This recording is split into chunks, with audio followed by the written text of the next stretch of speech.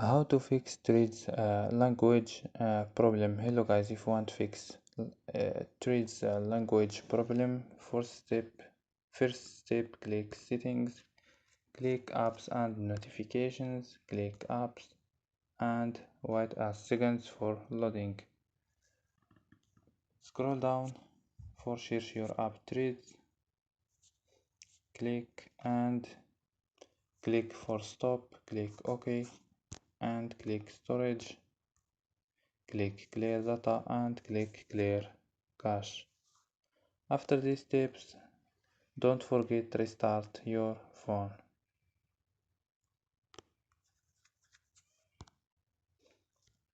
So don't forget like and subscribe. Bye.